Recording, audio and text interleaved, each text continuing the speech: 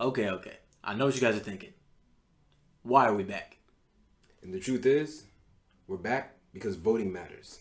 We are 24 hours away from the most important election of our time. And we just really wanted to lay it out for some of our procrastinating voters. Very true. Reluctant voters.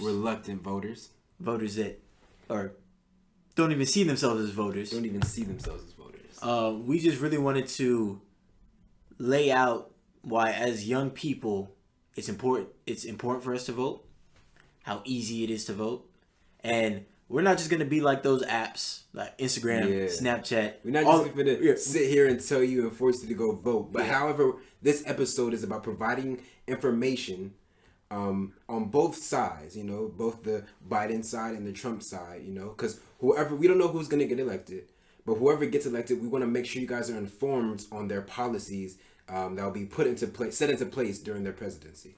And it's just so important to, after getting this information, it's on you to do what you want with it. And we take it upon us as young adults to be the ones to inform more young adults about reasons why it's important to vote and what will happen once you cast your ballot, what will happen afterwards. We just want you guys to be informed about what is about to happen. And this episode is not the news. This is not the news. So this is purely on information, and then we'll give our opinions coming from us as young black males in America and also as young adults in America. And as young adults, maybe we don't care that much about taxes, the tax plan or what specific things would do for the economy. It's as much as we can say that we care about them, they don't have as much of an impact on our lives currently as things like our education or the prison policy or climate change. Like the issues that we're going to speak on today and the policy stances that we're going to speak on today are things that we feel as young people are key to our existence. Essentials. So, you know what it is? We are the voices of tomorrow. The voices of the unheard. LA's finest. My name is Christophe. My name is Amiri. And you are listening to the New Knowledge Podcast.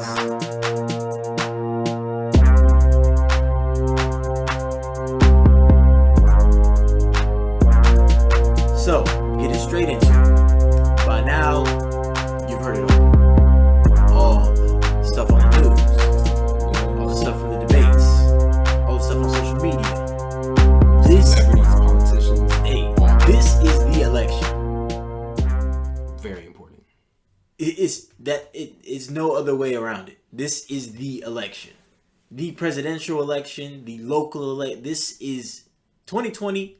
If it's taught you anything, this is the year for first. This is your year where your voice matters. Yeah. So, first and foremost, as we're getting into this voting episode, we really wanted to stress at the beginning that your vote is yours. Is yours. Yours singularly. It's yours. You're not an extension of any other person. You're not an extension of your mom. You're not an extension of your dad's vote. This is your vote. This is your opinion on the policies that are being that can be potentially set in place in the future. In the past couple weeks, we've seen idols and rappers like 50 Cent or Lil Wayne, or not so much an idol, but Lil Pump. Pretty much these figureheads in our society or hip hop culture, or even just in society, putting out who they're voting for. Or taking pictures with who they are voting for. I saw this one thing on Twitter, and it was like Trump poses with black people like those guys that catch fish. Like they got the big fish, like they all stand there like. But that's besides the point. That's besides the point. But so, just to keep in mind that these celebrities and influencers, just like you are supposed to be doing, they're voting with their self-interest. Yeah. With what benefits them. However, we have to understand that we are not in the same... We're not living the same lifestyle. These celebrities are in the 5% of people who make over $400,000. Way more than that. Way more than that. The top 0.1%. We're talking about once you start getting into the higher end, like wealthy part of society, right? Money, So it's as much as it's easy to be like, oh my God, Lil Wayne is supporting Trump. Well, let me reconsider who I support. Now, we're not telling you to not support one person. We're not telling you to support another. But we do want to inform you that just because a celebrity is behind or backing a certain politician, just understand that's an endorsement and that's out of their self-interest. And for those celebrities right now, it has to do with money. Yep. They're supporting Trump because they'll be affected by by Biden's tax cut. Right? So that's a prime example of how we just want to let you know that your voice is your voice. It's not Wayne's voice. It's not 50 Cent's voice. It's not me or Christophe's voice. Not at all. It's your voice. You align yourself with particular things that matter most to you and vote in that interest. Yes. Whether that's for a particular party or not. Like, don't let,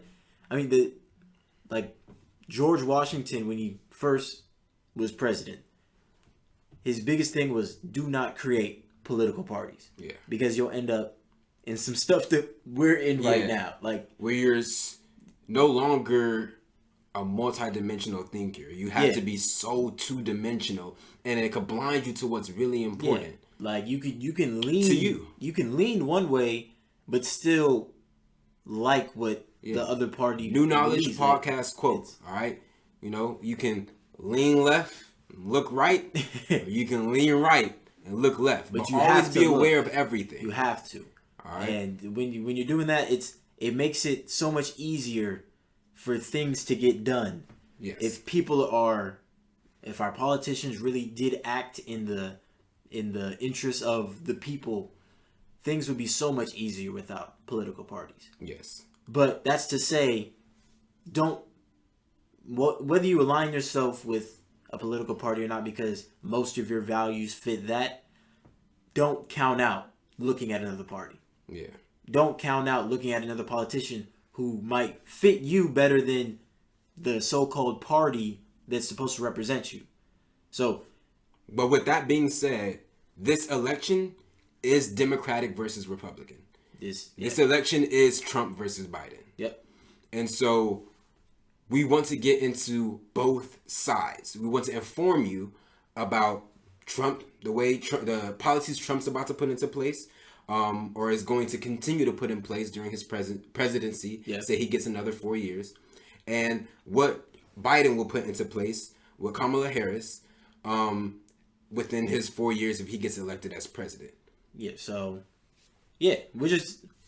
we're cutting the BS. We're getting straight to it. Right. We're informing you. We want to become a source you can come back to refer to information about just voting in the election and just the policies in general. Because some of you may feel as if it's too late to vote, and it's not. I voted today. It is so easy. I haven't voted yet. I registered and voted at the polls within 20 minutes.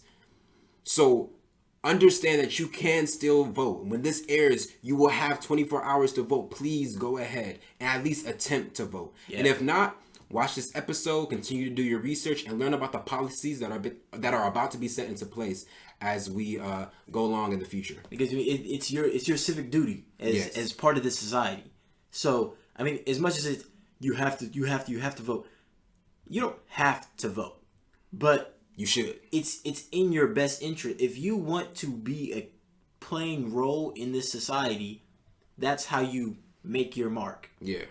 Because even though you can say so much about change doesn't happen without putting the right people in office. The right actions. Yeah, having the right actions. So this is the collection of our voices are what drives different changes in this world. Yes. So, with that being said, we are about to dive into the policies of both Trump and Biden. I'll read off Trump's side, Christophe will read off Biden's side, and then we'll go into how it affects society. And first and foremost, for some of you guys that haven't even gotten into politics yet. Yeah. Some people... This could be a nice intro. Yeah, a nice intro to politics. Intro to politics. So, there's one thing that politics is like football. It's rough. Gets nasty. But you're playing to win. Both sides are playing to win. And you're trying to get to the end zone. A lot of times, you don't get there. But you end up in a better place. Maybe you have to dink and dunk. Maybe kick a field goal. Maybe you can't throw a Hail Mary every time. Yeah. On either side. So there's this thing of compromise. But a lot of times now, we forget that we're actually on the same team. Yeah. Trying to do better. Yeah. But which is just one way of doing better compared to the other. Yeah. Yes. But it's all about compromise. Yes. And this whole thing of Democrats versus Republicans. Here's a way that this was taught to me in my economics class. The Democrats are left-leaning.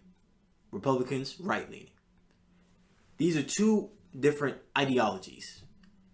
The right way of thinking in like an economic sense is more like a free market, which means companies, corporations have zero regulations and restrictions. All the way. This is far right, super far right, on an economic sense. But I'll tie it into the politics. And then left leaning is there's the government controls all aspects of the economy.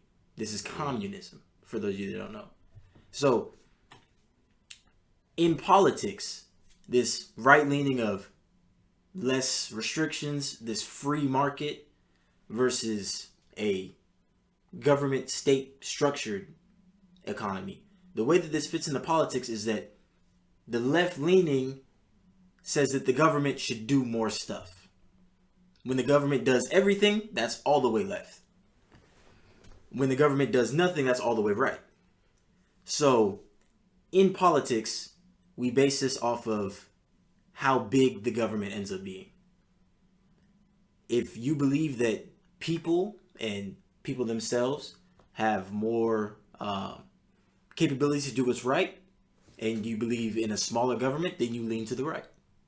If you believe that the government should institute more things to increase the well-being of society, then you lean to the left. But it's all based on how big and how much influence and reach that the government has in our lives. Yeah. So that's the left and right. And it's a whole bunch of different stuff when it gets into the specifics of it. But that's how it was explained to me to make it seem a lot easier. Yeah, and for those of you who think of it as like the philosophical sense of it or whatever, I read that the Republican philosophy leans more towards individual freedoms, rights, and responsibilities. Whereas in contrast, Democrats attach greater importance to equality and social community responsibility.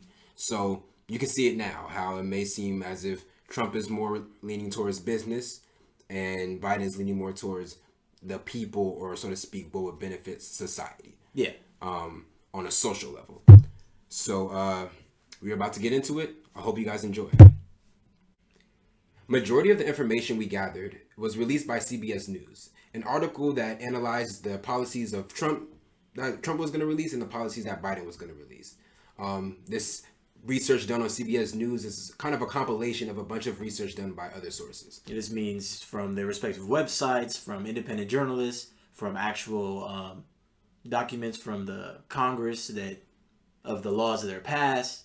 So this is really and their debates. Yeah, and so a broad scope of what they say, what they say they're running on, what they have ran on, and for Trump being the incumbent, the particular things that he has already done. Right. This article was released October 23rd, 2020, and we will tag information about the policies and the agreements and everything that we may not go into detail upon because we're just reading one side versus the other. All information will be tagged in our bio. Yep. All right, let's get it started. We're starting with climate change.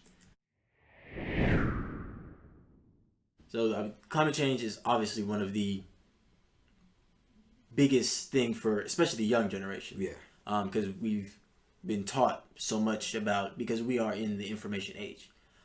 So I'll first be reading Biden's stance when it comes to climate change. First is to rejoin the Paris Climate Agreement. I believe he has it in his first 100 days in office. transition the U.S. into 100% clean energy economy by 2035, and by 2050 to be running on no fossil fuels.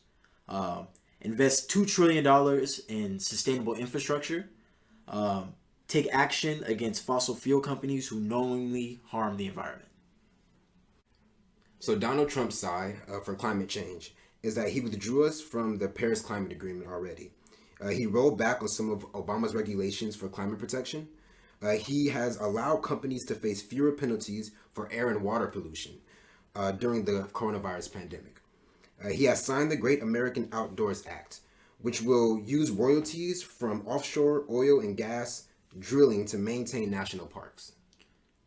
So in terms of climate change, as both of us believe that it is real. A climate change and is real. It's imminent. We have not been treating the earth with as much care. And so from me and Christophe, as young adults, we think that it is best that we do more to protect our earth and do more to prevent things like oil spills and prevent pollution, high rates of pollution.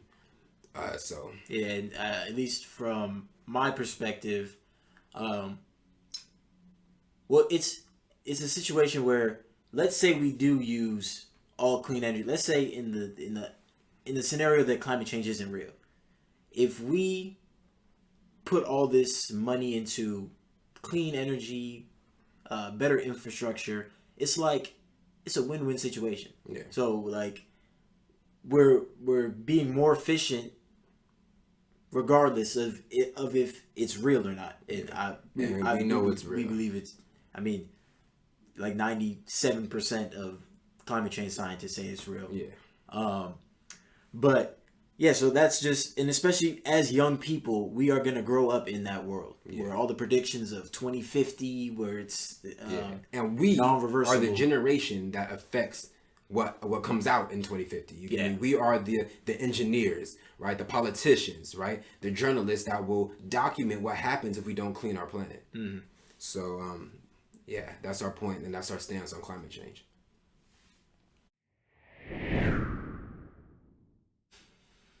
So now we're on the topic of abortion, a very controversial topic in society today. But two definitions that will bring context to a lot of the disagreements in policy are the Mexico City policy and the Hyde Amendment. Right. So the Mexico City policy prevents non-governmental organizations from receiving federal funds if they discuss abortion as a family planning option or provide the procedure of abortion. And the Hyde Amendment bans federal funding of abortion except in cases of rape, incest, or when the pregnancy endangers the patient's life. So Joe Biden's stance on this is to rescind the Mexico City policy and repeal the Hyde Amendment, while also trying to codify Roe v. Wade. You can look up that in our bio. Yeah. Do everything to end abortion restrictions mandated by states, because while the federal government has specific things, the rest of it that it doesn't consider is up to the states to decide. Yeah. So while the government might have this Roe v. Wade stance based on the Supreme Court ruling, the states can decide on particular specifics that could also infringe on women's reproductive rights. And the last thing is to mandate that states can't refuse Medicaid funding for Planned Parenthood or other providers. So Trump's side of this is he's already reinstated the Mexico City policy. And he has already excluded clinics where abortion is a method of family planning from receiving Title X funding. He has said he is pro-life with exceptions for rape, incest, and saving the life of the patient. So in terms of our particular views on abortion, it's... To me, I don't have an opinion. I am pro-choice because I do not feel like I never had a period. I would never get pregnant. I do not feel like this is my issue to discuss, nor do I feel like it is no man should take responsibility over deciding a woman's reproductive rights. Yeah, I mean, really my thinking is that you can't be pro-choice in a pro-life world, but you can be pro-life in a pro-choice world, because that's part of choosing. You can choose to have it or not. I mean, pro-choice. It's your choice. It's your choice. And one of the biggest things about this is that so many people define and defend their views based on religion. Yeah. You hear a lot of that based on it. It's a sin in the Bible, and these are two God-fearing men, but God-respecting. Regardless of that, you can't deny the fact that they created this government and this constitution based on the idea of the separation of church and state. So regardless of how loyal we are to the church, our state it's mutually exclusive. Yeah. So by trying to define it based on religion, you are already denying that First Amendment right to the freedom of religion. Yeah. Because you're trying to influence particular policies and back it up with religion. That's just where I stand on the abortion issue. I do want to emphasize my point that we're pro-choice. We're pro-choice, and I feel like going on in a more progressive society, I do not feel like an issue that has literally to deal with one specific sex revolves, or it can be decided by the opposite gender. I do not feel like males should have any say in this particular thing, and if you do, it should be to support your female counterpart. Yeah, I mean, I'm pro-choice and also pro-prevention. So I'm all for better sexual education in schools, because we know that's we know that it's lacking. I just feel you do better when you know better. Yeah. So you know better, have better access to birth control, those type of things. I think that will drastically cut the abortion rates. Exactly. But hey, that's just us. That's just us. And it doesn't particularly apply directly to us. It definitely applies to a lot of young people, and that's why it's so important for not only us but a lot of our sisters in the community. Yeah, most definitely. Next topic. The next topic is one that has really taken over 2020, which is police and criminal justice reform. Yeah, one of the biggest things throughout this entire summer, and I think was based on. I think what has a big pull on the brown and black vote this year too. Yeah. So Joe Biden's side of it is to eliminate the death penalty, end solitary confinement, end federal use of private prisons, decriminalize marijuana, and automatically expunge people with prior convictions, and invest $1 billion per year in reforming the juvenile justice system. And Donald Trump's side is to fully fund and hire more law enforcement officers, so to further fund the police, to increase criminal penalties for assaults on law enforcement officers. So he wants to increase the criminal penalties for assaults on law enforcement officers, but also increase the amount of officers that are present in law enforcement. Keep people in jail until a trial and end cashless bail. And this is a quote from him, bring violent extremist groups like Antifa to justice. So he's quick to bring Antifa to justice, but he wants the KKK to stand back and stand by. Or it was like the Proud Boys or something. I don't know what but definitely this has been a part of our podcast since the beginning. Since the jump. Kind of the reason that we ended up making a podcast. Yeah.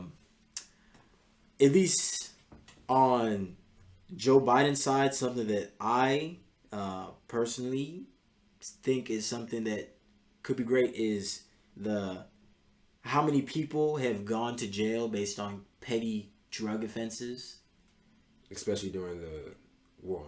So you have so many people in jail for something that's legal now in California, and I think that the idea of having more like rehabilitation on these type of drug things, and especially like a juvenile justice system where if you go in young, because it's sometimes it's like this the school to prison pipeline. That's what it is. So that's kind of why I favor the sort of like looking towards the people in terms of the criminal justice, as opposed to looking out for the police. Yeah, it's trying to get rid of that once a criminal, always a criminal. Yeah. Tag. So I think looking at more of the process of it is something that I personally definitely believe in. And I misspoke. So he wants to increase criminal penalties for assaults on law enforcement officers. I mistakenly said that he wanted to have more penalties against people, against the assault that police officers cause on people. But in fact, I was wrong. I think I just wanted to read that. What I really meant to say was that he wants to increase the penalties for assaults on those officers, and then increase the amount of officers. So personally, this is where, I know this is more like trying to be broad and opinion based or whatever, but I strongly do not agree with this particular side because family reasons, personal reasons, I just do not think that this is the solution to less violence on the streets. Because I don't like living in a fear that I could lose my life when I see blue and red.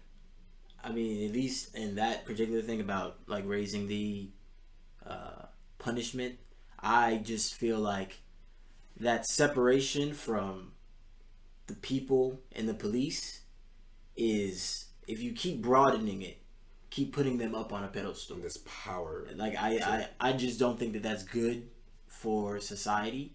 I think it's better, like, one thing that always warms my heart is when you're watching, like, or it's like on Instagram or whatever it is, those videos with like the police hooping, like in the street, like that's what it's supposed to, like, it's the community based policing. Yeah, it's like they're integrated in the community, so you don't have somebody from, like, we're in Lamert Park right now, but have some police officer from Manhattan Beach or Beverly Hills who got stationed out here.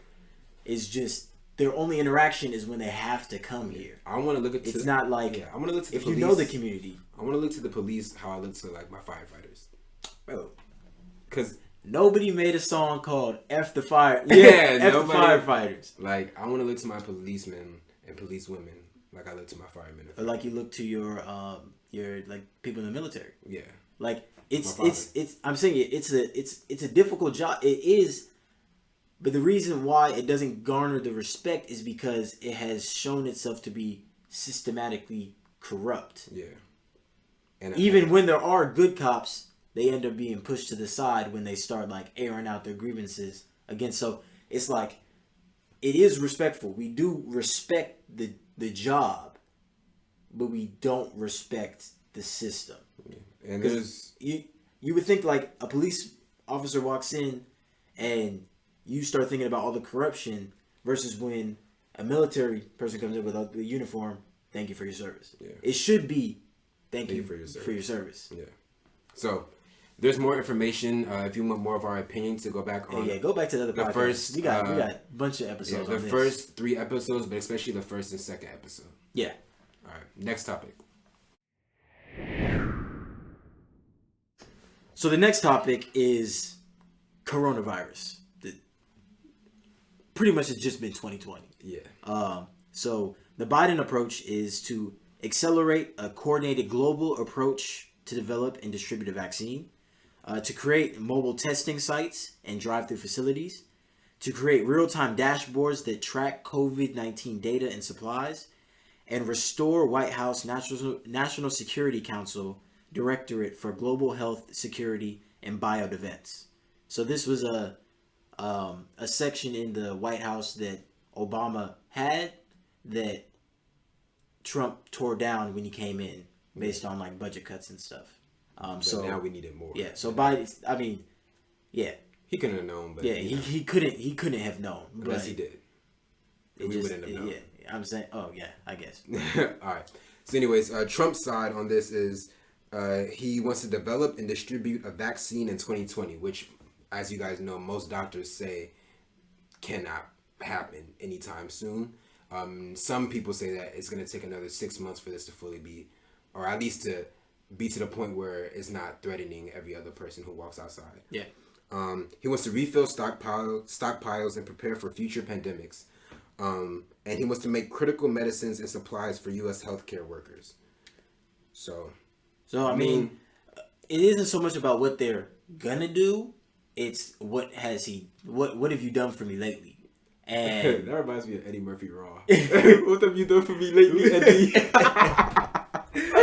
I mean, what have you done for me lately? Like, we've seen how he has responded, and while a lot of what I said with Joe Biden is like stuff that's already kind of been implemented, like the drive-through testing, and but the one thing is that we saw our president not act. Yeah, and withhold information, and we see how it blew up. So do you really want? I mean, like, it's a question of. It's more of a leadership thing. Yeah. He came. The way I see it is like he was like dragged to having more testing and all that type of stuff. It seemed like he was dragged kicking and screaming. Biden is trying to kind of like fix his mistakes. Oh, and the national mask mandate. I forgot about that. Yeah. But Biden wants a national mask mandate. Trump is against that. Didn't wear a mask and then got the coronavirus. Yeah, didn't wear a mask. Yeah. Still doesn't work. Yeah. Still doesn't wear a mask afterwards, and then infected his entire, almost his entire country. All right, next topic. Okay, so the next topic is one that definitely affects both of us as college-going students. Morehouse? UCB. You know what it is. Bruins. Education.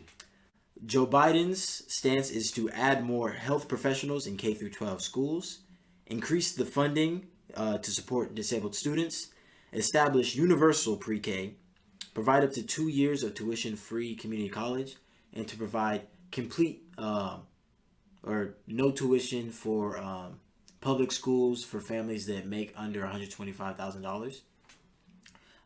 Adjust student loan repayment policies, and invest $18 billion in grants for HBCUs, tribal colleges, and universities of other minority-serving institutions. Yeah. And Donald Trump's plan is to provide school choice to teach American exceptionalism. So this is the idea that America is great. America has always been great.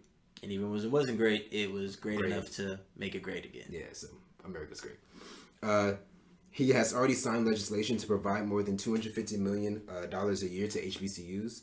And he's pushed for schools to reopen amid coronavirus. Oh, so he's pushed for schools to reopen even during the pandemic. So as we've seen, and we've seen what results of that. And some schools have been able to handle it a little better. So personally, I feel like this is an example of how you may be blinded to something if you don't.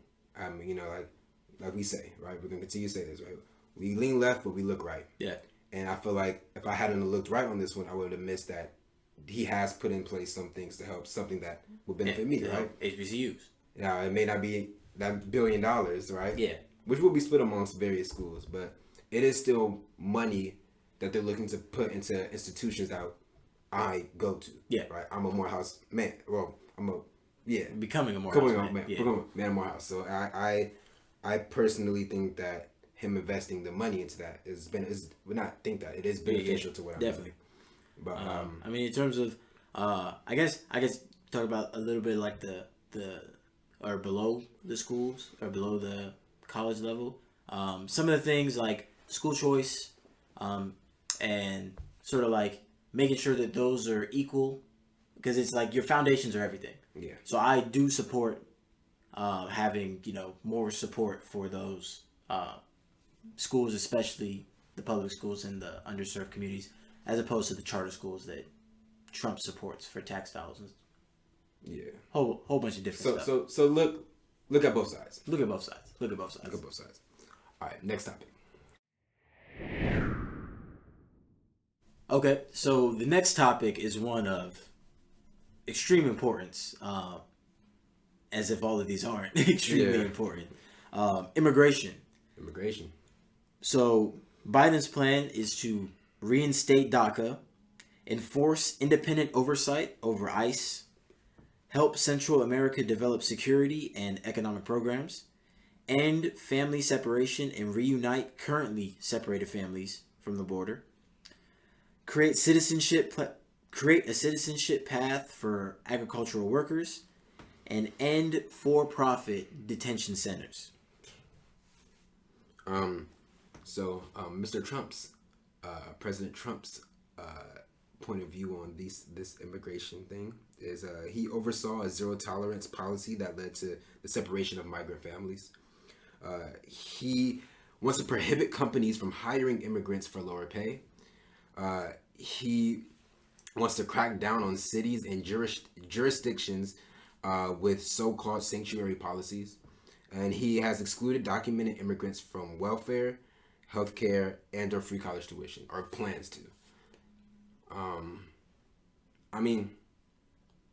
People, you never know what someone's push or pull is to leave where they come from and to come here. Yeah. And like your point with like you come here when you're younger to the point like 3. Yeah. And you don't remember where you don't know nothing about whatever country you came from. And for the United States to say, "Oh, you don't belong here," after you've been here for so long, or you can't do something after you've been in our education, so, like that's. It just seems kind of disingenuous. And my dad's an immigrant from Haiti, and it's like, and Trump has outright said that Haiti is like.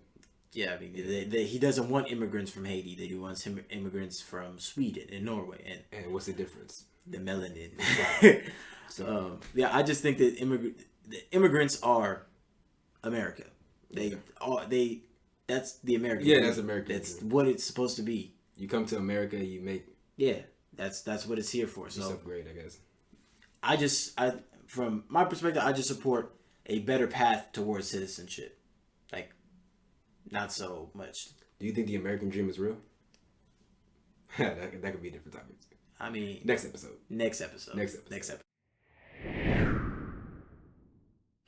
I hope you enjoyed our presentation today. We wanted to provide you with accurate information on both policies, both sides, Trump's side and Biden's side. We encourage you to go out and vote. We encourage you to get involved. If you want to learn more about the policies when it comes to taxes, gun laws, or healthcare, we also will provide information in there. We just didn't feel like it was necessary for us to talk about coming from the generation and what we got our perspective. However, those are things that are important in society, so you can find them in the link in our bio. I mean, hey, tomorrow's a big day. Tomorrow's the big day, and we just wanted to equip you guys. If you guys weren't planning on voting, we hope that this could have pushed you to go vote. And maybe because it's not coming from some news or, it's coming from your peers. Your boys.